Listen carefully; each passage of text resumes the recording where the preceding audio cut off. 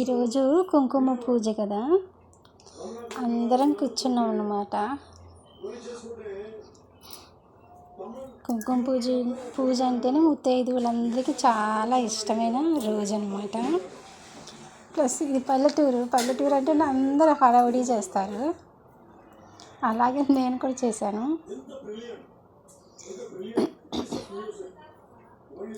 భలే రెడీ అవుతారే.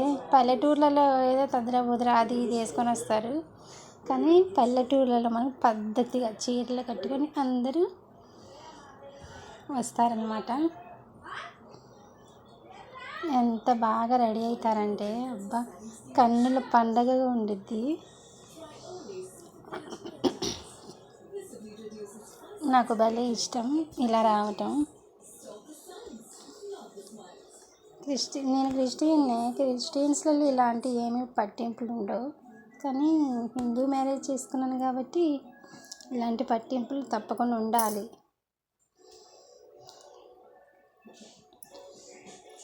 ఎంత బ్యూటిఫుల్గా రెడీ చేశారంటే అమ్మవారిని, చాలా బాగా రెడీ చేశారు. చూడండి,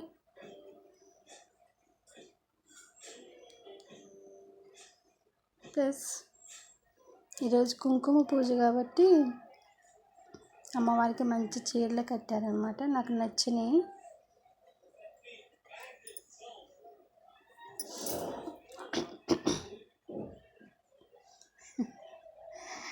కుంకుమ పూజ అంటే ముత్తైదువులకి పేరంటం లాగే అందరం కలిసి చేసుకుంటాం. మా పల్లెటూరులో భలే ముచ్చటగా ఉండిద్ది కదా.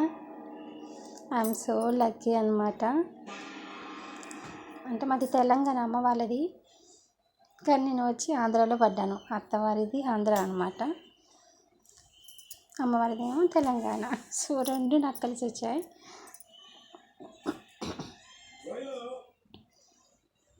మొన్న వరకు నాకు అసలు బాగాలేదు, ఇప్పుడిప్పుడే కొంచెం ఇంప్రూవ్ అవుతున్నాను.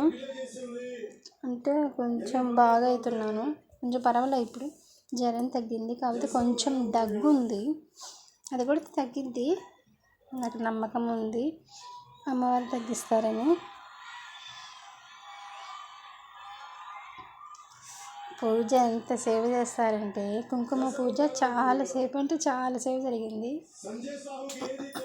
ఎందుకంటే అందరూ కూర్చుంటారు కాబట్టి ముత్తైదువులందరికీ పూజారి ఒక్కరే.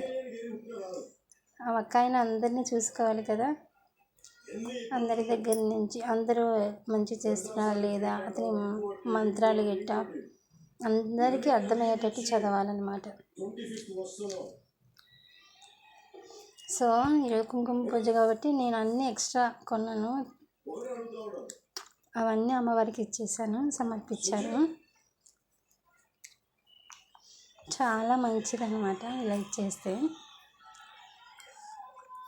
నా ఇష్టపూర్వకంగానే తెచ్చుకొని అమ్మవారికి సమర్పించాను. సో ప్రసాదాలు కూడా ఈరోజు మస్తుగా ఉన్నాయి, చాలా రకాలు చేశారు. కుంకుమ పూజ కాబట్టి నేను ఈరోజు శారీ కట్టుకున్నాను. ఎక్కువ నేను డ్రెస్లో వేస్తాను, ఎప్పుడో ఒకసారి శారీ వేస్తాను. సో లైక్ చేయండి ఫ్రెండ్స్, కామెంట్ చేయండి, సబ్స్క్రైబ్ చేసుకోండి.